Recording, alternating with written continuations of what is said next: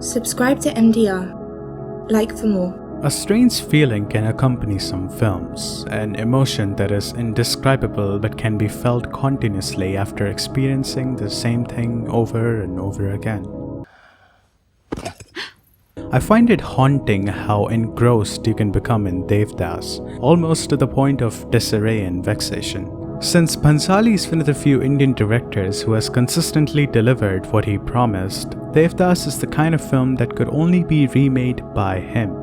There is no complex plot structure to Devdas. It is divided into 3 acts, and its simple execution makes the story rather simple. The prodigal son Devdas returns to his family after spending years away in London studying law. While he is close to his mother, he has a dark past with his father. Furthermore, his sister-in-law and brother's plot to inherit all of his family's wealth eventually forces him to abandon his lover Paro and his entire family as well. And there is Chandramukhi, a woman with more heart and soul than anyone else considered above her in society. क्यों देते हो अपने आप को ये सजा? Despite the fact that Devdas also has other male characters such as Chunilal, Bhuvan Chaudhary, and Kali Babu, it is primarily a female-centric film. Women begin and drive the narrative of this film and bring it to an end as well. The film is named after its main character, Devdas, yet Paro is spoken of more than any other character in the film. In addition, Chandramukhi and Paro grow as characters over the course of the film, while Devdas loses touch with reality and himself. Devdas is certainly a tragedy. चाबियां चुराते वक्त आपने ये नहीं सोचा कि लोग क्या कहेंगे? You have a character who is on the verge of breaking due to his troubled past and his bleak future.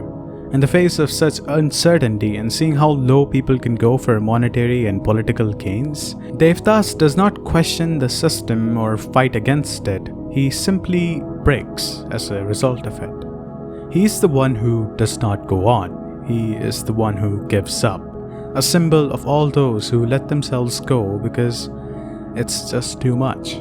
Devdas has its tragedy in the realism. We all have parts of Devdas waiting for a knockdown, but we also possess a part of SRK, who never gives up despite it all. Devdas's life could have been similar to SRK's had he been as persistent to succeed as the latter is. It is easy to imagine Devdas in SRK's early years while he was losing his family, having nowhere to go and nowhere to call home and without love. Devdas is what SRK would have been. But here is Devdas portrayed by what he could have been.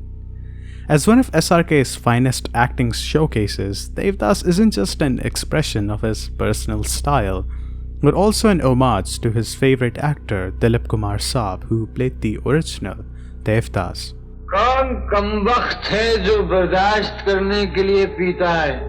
कौन कमबख्त बर्दाश्त करने को पीता है? मैं तो पीता हूँ कि हम तो पीते हैं कि यहाँ पर बैठ सकें, बस सांस ले सकें, तुम्हें देख सकें, और ऐसी जगह से उठकर जाने की ताकत नहीं है ना,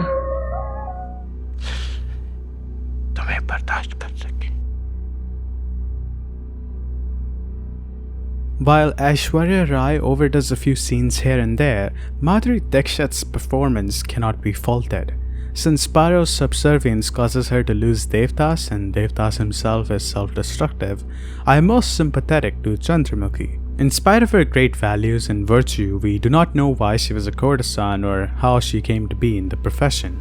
Additionally, she stands up to those she does not respect and she uses just and fair arguments and is never biased like Paro sometimes is.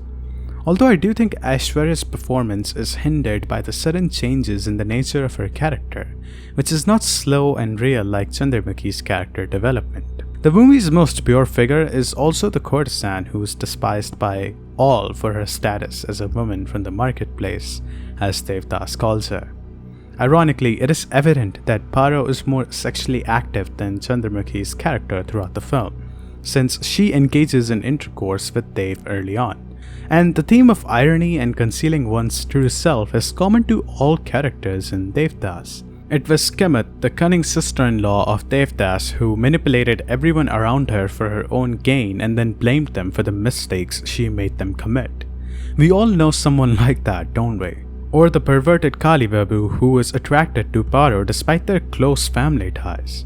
Ultimately, there's a divine comedy in tragedies like Devdas, in which people freely destroy themselves and everyone around them until they are all gone. The cycle repeats endlessly on and on until the end of time. The beauty of the music and the scenery of Devdas are just as significant as its story and themes. Some films you look at while others you watch, but a film like Devdas is to be experienced. With its heightened film grain, hazy visuals and dreamlike feel, you cannot take your eyes off of the screen during the film. Both water and fire represent calm and anger, respectively, and they are used in such subtle ways that most modern directors who rely on shallow symbolism would be embarrassed by the sheer quality of this film. A good film isn't something unreal or unlike all the others. It's one that gets everything right. And Devdas does this. Sanjay Leela Bhansali has such conviction in his direction that you question yourself before questioning his film. Perhaps just maybe I'm wrong, but I believe Devdas is one of the most impactful films I've ever seen. In all honesty, I don't want to see this film ever again, or at least for a long time, because with a film like this, once is enough. Since I'm not here to defend the film's worth, this episode doesn't have the title Why Devdas is a Classic, but Why is Devdas a Classic? Because I'm here to question it. But then again, it is too much for me, so I'll just break. I won't go on, and I will let myself go, like Devdas did. Or I'll be back. I won't give up, and I'll keep on going like SRK.